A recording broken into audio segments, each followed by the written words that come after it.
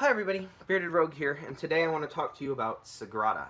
Sagrada is a game from Floodgate Games, designed by Daryl Andrews and Adrian Adamescu. I'm sure I mispronounced his name, which is most unfortunate. But the game itself is not unfortunate. This is a fantastic game. It is a gorgeous game, and I can easily describe it as Dice Sudoku. It Each player will have a stained glass window like this, and in that stained glass window there is a section where you will be doing your own puzzle. So let me do a little bit of props here on camera. So you've got your stained glass window, and then inside this piece, you can see there's actually a little finger hole here. You will slide one of these cards, which will just slide right into the bottom, and it'll give you the puzzle that you're trying to solve and score points on. I say solve, but really you're drafting dice, and the dice, of course, have various colors, and they are gorgeous. There's a bunch of them. They are translucent D6s. In, I think 5 colors it is? Yeah, 5 colors. They have to be placed into that grid. So, on your guy here, you will be placing your D6s, and the rule is that you cannot have the same color or the same number orthogonally touch each other. So this 1, I can't put this blue die here. I also can't put a 1 there. Now, I could put it here, but then the dice that goes here has to be something that is not blue or 1. So this would be legal. This purple would separate these two blues. Diagonals don't matter. However, as you may have seen on the cards when I held them up, the cards have placement restrictions built into them. So some of them are number restrictions, like this has to be a 3. Some of them are color restrictions, like this has to be a green die, but it can be any number. And each one of these has a difficulty, these little pips on it. So this is a 3-pip one. This one, as you can see, which has more restrictions, is 6 pips. So it's much harder to finish this one because you need so many exact numbers together. So each turn, players will draft dice. There will always be one more die than what the players take. Every player will get 2 dice every round. And it's a snake draft. There are other games that I've played with a snake draft where the snake draft takes a considerably long time.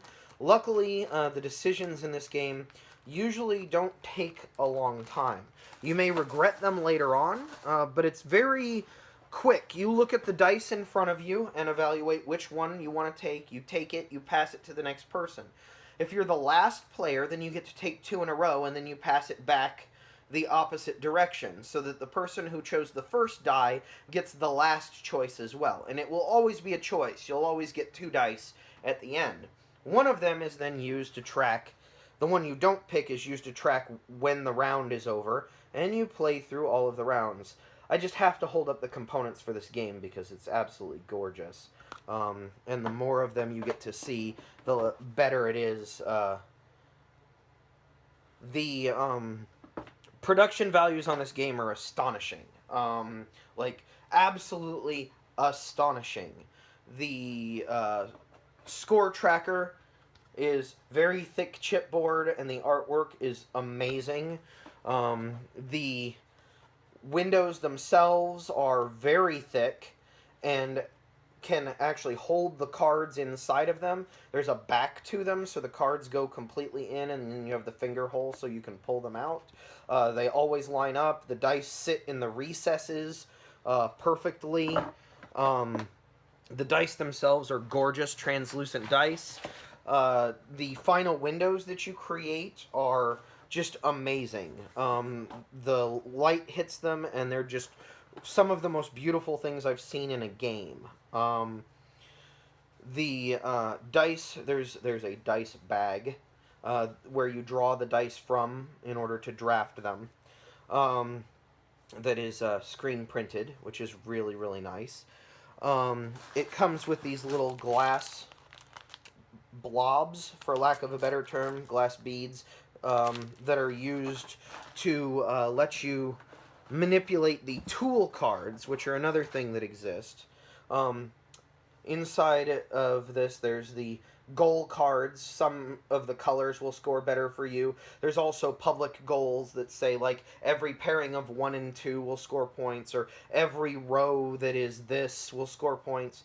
And then there are the tools that you can use that will let you manipulate the dice in case you don't draft the perfect dice. You can actually spend your favor tokens in order to use those tools to manipulate the dice a little bit to mitigate some luck, because it is a game that involves the rolling of dice.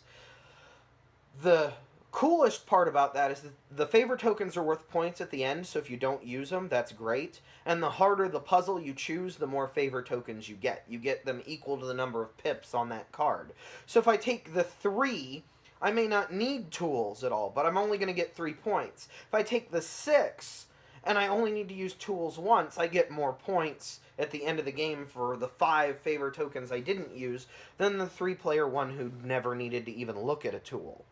So you kind of get to choose your own difficulty, and it lets you play with different age groups and different levels of play. Like, if I'm somebody who's played it a whole bunch, and I'm now the Sagrada Dice Sudoku Master, I can play it with younger gamers or brand new gamers, and we can play at the same table because I'm working on an intrinsically harder puzzle than them. The rules are extremely well laid out. The description of the game is very, very quick. Like, it's just a quick 4-page, with one of the pages basically being a big shot of all of the components. There is also a my favorite thing ever, a stop will teach you how to play this if you scan this QR code on the rulebook. That will take you to a video. It does play solo, so you can play single player. It plays up to 4, so it's a 1 to 4 player game. The whole game takes about 30 minutes, maybe 45, if people are really, like, agonizing over their decisions. The graphic design and illustration is all Peter Woken, who I've seen do some amazing graphic design, but the illustration on this shows that he's elevated his work to a whole other level. This is one of the most beautiful games I have ever seen, from the box itself to the individual components. I mean, even the round tracker and scoreboard is gorgeous. And the components that it was printed on are super high quality, amazingly gorgeous game. I can't recommend this one highly enough. If you like dice games, if you like drafting, if you like puzzly games, this is a very good one. It plays very quickly, and you can play it with a lot of different groups of people with at different skill levels.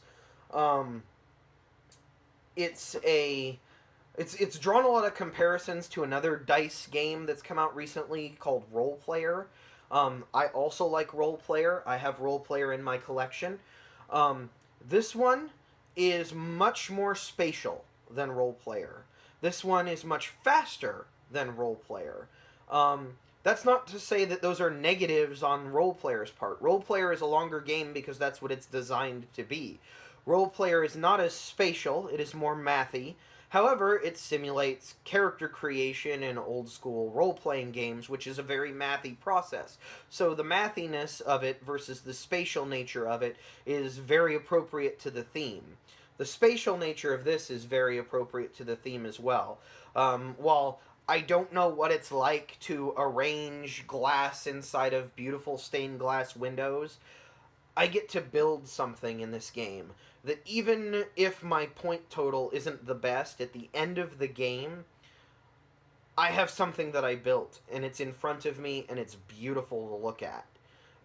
The components and the dice guarantee that whatever I've made is going to be a beautiful thing to look at, a beautiful thing to take pictures of, a beautiful thing to share with other people. And games that let me build something over the course of them really appeal to me, and this is a game that has that in spades. So, Sagrada is a game that I highly recommend, especially if you like puzzly games.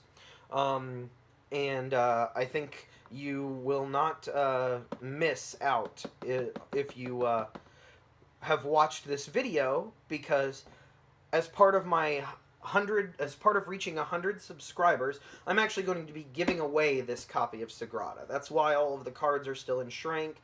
None of the stuff has been opened up yet, because I actually have 2 copies of Sagrada. I backed their Kickstarter, and they sent me a copy, and unfortunately, the shipping company that they went with had all sorts of problems with the boxes being mangled in shipping.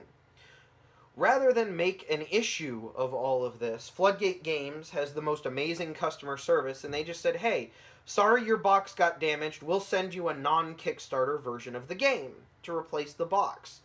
That was fantastic. Well, they did that. I was so excited. I moved all of my Kickstarter components into the new box and had the other stuff separate, wasn't sure what to do with it, and then my bit boxes came. And this was a very good candidate for moving to my bit boxes.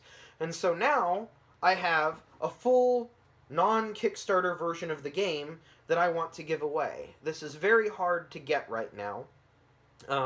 It has sold out at the distributor level, and I think it's nearly sold out at the retail level. It's very hard to find right now. I'm sure that it will be coming back into print, but I want to run a contest to actually give this to one of you guys.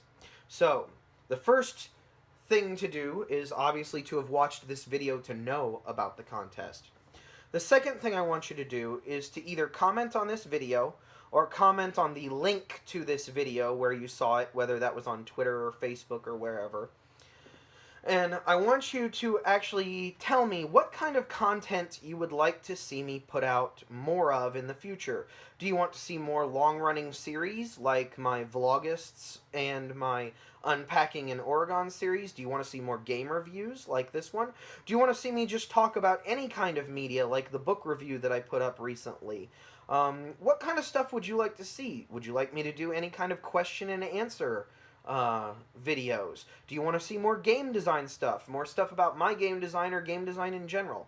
That's what I want you to tell me about. I have 100 of you paying attention to me, and at this point I would like to give you guys content that you would desire to watch. Things that will actually be valuable to you. And so tell me what that is.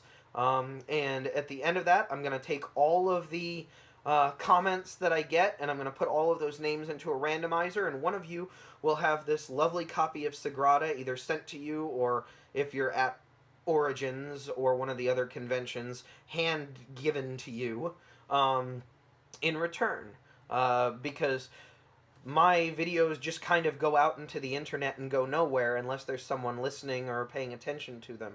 And I appreciate all of you guys clicking the subscribe button and actually being willing to listen to my ramblings about whatever it is that I'm talking about at the time. Tell me what I should ramble about so that it'll keep you interested. And this could be yours. Anyway, that's it for today, guys. Bearded Rogue, out.